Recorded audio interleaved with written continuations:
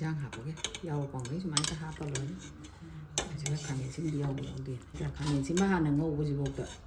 mà tung như vậy chưa cả mấy ngasi số một sana cái mà thiền lục coi nè in trang mà thiền nó mà phụ nó lại ngasi in trang mà thiền thì mấy tao rồi nè nga tao có gì thả cái này khám xem bây giờ cái tăng mà hi nó hai ta này ngasi cái đi thau gió đâu này mà tao này bây giờ thau cái tăng ngon cái xem mà thong cái khám xem chỉ cái alu ông khát này si tàu cái nga tao của chị cái mà thong cái cái lây qua xin nhé cái khám cái khám xin nhé si nga si nga năm cái đôi này mà coi steam tàu cái đôi vậy đó mà rồi nạp bạc lấy đấy si đã mua rồi thì có lấy đấy cái si đã phát đi gom lấy đấy si đã oa phát đi gom lấy đấy si gì mà rồi băng gì thà cái ama nga năm hai ta đấy tàu rồi anh ấy yang hàng lá chút si đã lấy đấy thôi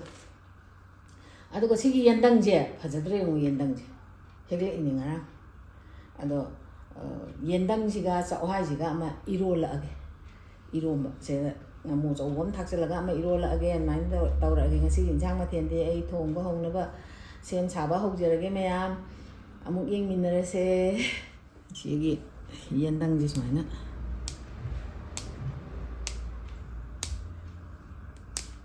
nấu em lối chai à này bạc ra bạc phòng hiện trang là cái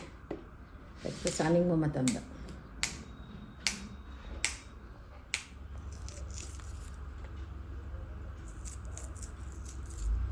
chỉ máy nó không thua rồi ba mình rồi học kì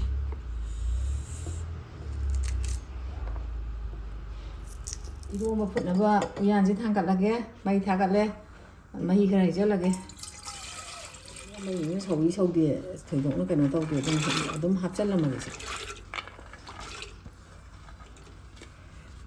xin hàng tăng sầu ra hấp thì làm thôi là mình này nạp bác bị cái gì ta nạp bác bị vào bộ cha cái ta lại tăng mình này nè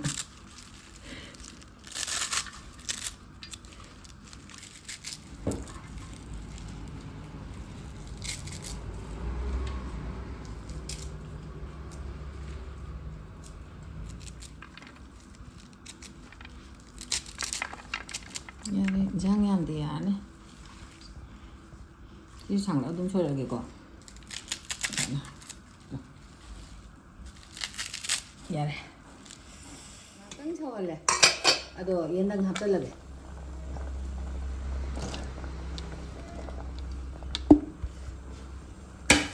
나는 또 빠호르게 비니거 제 땅 따로 해야 돼. 얌더비다. nga gì đó cái tăng hay chân cái tăng massage sân là hai ta chứ xin người thà cái khari ăn rồi thì mà đi hồi mà chúng khá tài rồi hết tất sẽ đấy sẽ mang mang cho nên ya này chú cái cái tăng nga thà cái mà chú cái nó hai ta đấy ya đi ní cái hay chân bắt đầu mà nó nga chân cái mà nằm nó bắt đầu to thok 모록시다 많이 카 장한 데디 하오거나 때도 아니 그 동모록시 모록시다 시용도 노이 이게 가봐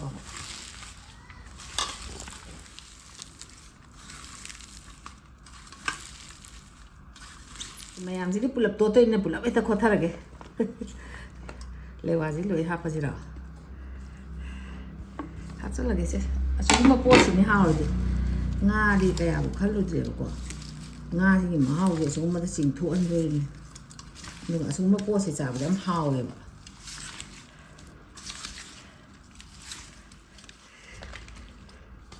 ren haw de ji ma na ching ji ni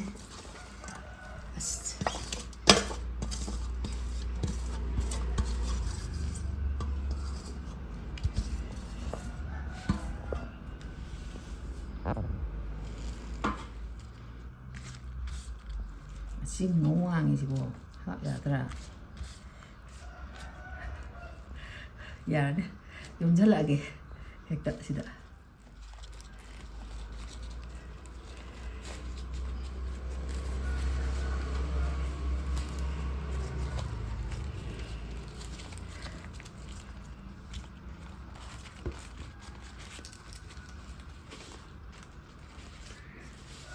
ꯁꯨꯝ ꯂꯣꯡꯅ ꯍꯥꯞꯄꯗꯤ ꯎꯞꯁꯜꯂꯗꯤ ꯃꯍꯤ ꯇꯥꯅꯤ ꯁꯨꯝ ꯍꯥꯞꯄꯗꯅ ꯌꯥꯔꯦ ꯑꯩꯅ ꯁꯨꯃꯥꯏꯅ 이싱ꯁꯦ ꯍꯥꯟꯅ ꯊꯥꯡꯒꯠꯂꯦ ꯑꯗꯨꯒ ꯁꯤ ꯍꯥꯞꯆꯜꯂꯅꯤ ꯑꯗꯨꯒ ꯁꯤ ꯍꯥꯞꯆꯜꯂꯅꯤ ꯃꯣꯏꯗꯤ ꯃꯆꯤꯟ ꯃꯨꯁꯤꯜꯂꯝꯃꯦ ꯌꯥꯔꯣꯏꯗ ꯑꯣꯏꯅꯤꯡꯉꯨꯔꯦ ꯌꯥꯏ ꯌꯥꯝꯃꯟꯗꯅ ꯌꯥꯔꯦ ꯁꯨꯃꯥꯏꯅ ꯀꯨꯞꯁꯜꯂꯒ ꯍꯣꯔꯦꯟ ꯃꯤꯅꯤꯠ 15ꯃꯨꯛ ꯌꯥꯕ꯭ꯔꯥ ꯁꯦ ꯃꯤꯅꯤꯠ 15 ꯅꯠꯇ꯭ꯔ 30 ꯇꯧꯔꯅꯤ ꯑꯗꯨꯒ ꯂꯣꯏꯔꯅꯤ ꯊꯥꯏꯅꯗꯤ ꯆꯥꯛꯋꯥꯏꯒꯁꯦ ꯁꯤꯗ ꯃꯌꯥꯏꯗ ꯊꯦꯀꯥꯛ ꯇꯦꯛꯄꯅꯦꯕ ꯃꯨꯜꯂꯦ ꯃꯨꯟꯗꯦꯗꯣ ꯌꯦꯡꯅꯗ꯭ꯔꯁꯨ ꯑꯗꯣ ꯍꯧꯖꯤꯛꯇꯤ ꯃꯨꯜꯂꯦ ꯃꯨꯟꯕꯨꯗꯤ ꯑꯗꯨ ꯍꯧꯖꯤꯛꯀꯥꯟꯗꯤ ꯇꯦꯛꯄ ꯌꯥꯝ ꯋꯥꯏꯌꯦ ꯅꯨꯡꯁꯥꯔꯤ ꯉꯥꯛꯄ ꯉꯥꯛꯇ 이ꯔꯣꯝꯕꯁꯦ ꯍꯩꯗꯣꯛꯑꯒꯦ ꯃꯨꯜꯂꯦ ꯌꯥꯔꯦ ꯃꯩ ꯃꯨꯊꯠꯂꯒꯦ ꯍꯩꯗꯣꯛꯑꯒꯦ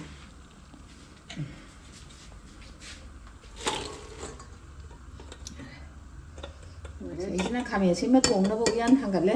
ꯃꯩ ꯊꯥꯒꯠꯂꯦ ꯏꯟꯖꯤꯟ ꯊꯣꯡꯅꯕ ꯊꯥꯎ ꯈꯤꯇꯪ ꯍꯩꯔꯒꯦ ꯌꯥꯔꯦ ꯊꯥꯎꯁꯤ ꯃꯨꯜꯂꯦ ꯈꯥꯃꯦꯟ ꯑꯁꯤꯟ ꯊꯣꯡꯕꯒꯤꯗ ꯊꯥꯗꯔꯒꯦ ꯑꯗꯨꯒ ꯁꯤꯅ ꯑꯋꯥ ꯐꯗꯤꯒꯣꯝꯉꯣ ꯃꯔꯣꯏ ꯅꯄꯥꯛꯄꯤꯌꯣ ꯑꯩꯕꯨ ꯌꯦꯟꯊꯣꯛꯑꯦ ꯈꯤꯇꯪ ꯊꯥꯛꯀꯦ ꯅꯥꯀꯟꯗ ꯇꯧꯔꯒ ꯑꯩꯅ ꯃꯨꯜꯍꯟꯒꯦ ꯁꯤꯡꯒ ꯆꯅꯝ ꯃꯅꯨꯡꯒ ꯑꯩꯅ ꯁꯨꯕꯅꯦꯕꯀꯣ ꯑꯗꯨ ꯊꯥꯛꯆꯟꯅꯤ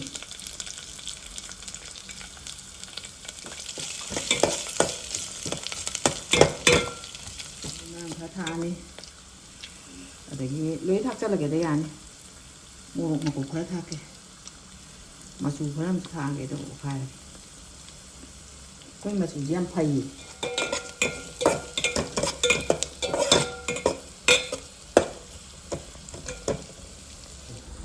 ꯍꯤꯡꯗꯤ ꯈꯤꯇꯪ ꯑꯃ ꯊꯥꯛꯆꯜꯂꯒꯦ ꯉꯥꯔꯤ ꯃꯆꯥꯁꯤꯃꯇꯪ ꯑꯩꯅ ꯂꯧꯊꯣꯛꯑ ꯊꯝꯕꯅꯤ ꯁꯤ ꯊꯥꯛꯑꯒꯦ ꯑꯗꯣ ꯈꯥꯃꯦꯟ ꯑꯁꯤꯟꯕꯁꯤ ꯊꯥꯛꯑꯒꯦ ꯈꯥꯃꯦꯟ ꯑꯁꯤꯟꯕꯁꯦ ꯉꯥꯛꯇꯪ ꯉꯧꯒꯦ ꯍꯧꯖꯤꯛꯀꯥꯟ ꯈꯥꯃꯦꯟ ꯑꯁꯤꯟꯕꯗꯤ 이හිꯡ ꯍꯤꯡꯉꯒ ꯇꯜꯂꯤ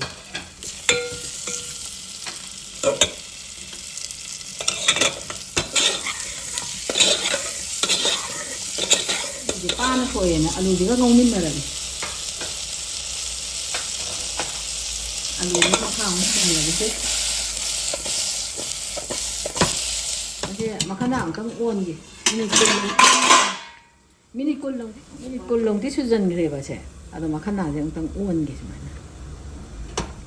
마카 탐지가 마카 탐지가 엉땅 수마나 온톡 나게. 하피 마이 미니 따라온 또 마이 탐하게. 마이 합절라게 야래. 아고 아이는 ngồi 이게 꾸이래. 아도 건가 합절네. nga제 좀 탁선 가게. 저보다 칼 꾸인 정너 봐. 마하우도 이렇게 nga네. 이 동반네 이동반네 야 그냥 이거 좀 닭살나게 몰래 하이다네 거 너 아이는 사이 타고 너 아까 넣어서 가면 진짜 맛좀 내지 우가 이거 닭살나게 아니나 난 어때 야 mình có mong mà đang sâu hành mà khán giả sẽ tăng độ ôn thuộc cái quả làm ngoài cái đấy mà chỉ buồn mà chị rất là quéo cho chị đây tôi mình lẽ ở đây là mấy chim một thật lệ rồi xem lệ thằng đó này chị máy nó xem ngoài cái buồn là chị máy tặng long thằng đó tiền bẩn đôi nó buồn nó ngắm mù gì cái tóc đó là maru mình thuộc đó là tôi rồi đó máy nó mà thải để ngay khi đi mù nó luôn cái lại bạc trắng cái mù mà này tăng khai đó cả 모록 레이데 땡아리 레이데 이거 뭐지 얌얌 땡아리지 각각 모록 타에 또 톰 타에 ङा리 모록 어떤 ङा지가 좀 많이 먹게 가라게 이게 레박장이 게 모록 사우지 안 기제예 싸닝나 떨간다 땡아 무제네 로이나 말로만 독다나 떨가 타거네 이로 뭐지 좀 많이 nga mà xa mà hết tao là đi mà xin tụi mình mấy thầu về rồi nè đi ngao vậy gì irom ba loi đấy anh ta nè in sẽ chắc chắn nó bắt tay đâu có hột ấm này irom ba hấp cái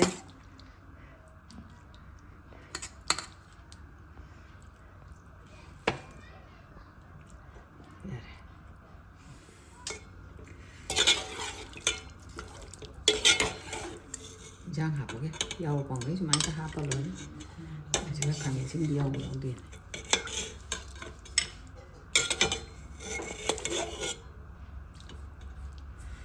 thì hay là cái xin mà là ngô cái gì bộ mà tôi nhớ chưa cả sao thì cái sao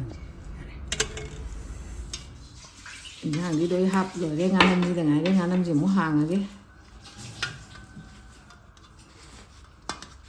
thuốc rồi cái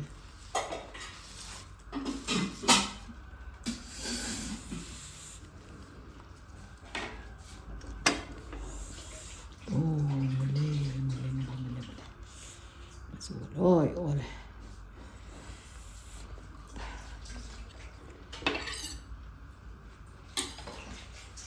ngàn năm gì hạp cái ngàn năm gì hay tụi em phải giờ đấy anh nè khút hạp tôi sau khút thì anh giờ rập xin này hạp cái này anh tàu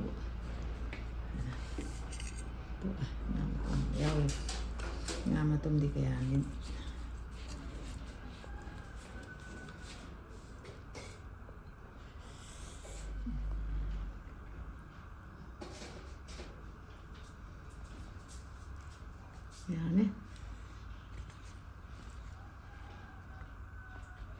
đấy em dịch chạo rồi đấy anh sang mà hao yên ở cái quoi anh sang gì thùng của chị Hàn này cái tấm cha cái yên ở cái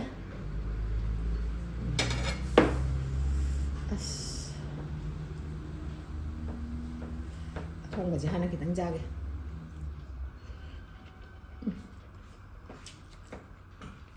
rồi mà tập tới chắc sẽ làm này nhá hảo đấy ngàn năm trên niềm chán đến giờ ngàn năm dùng cái dao gì hả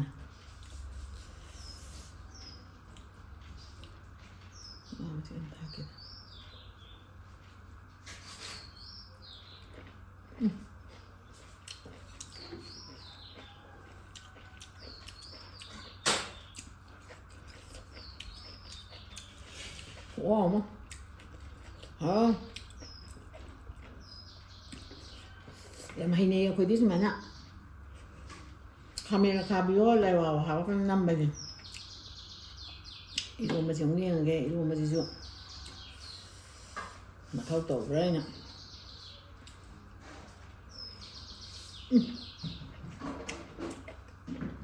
phản ứng đâu cái nó mà gì là xay gì lưỡi cuộn là xả tôi nè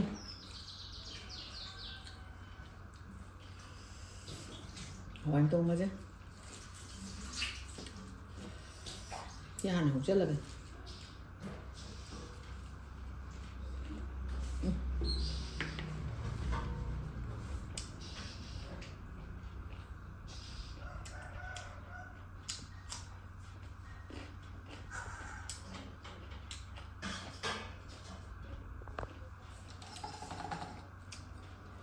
sao cái hành cũng trắng á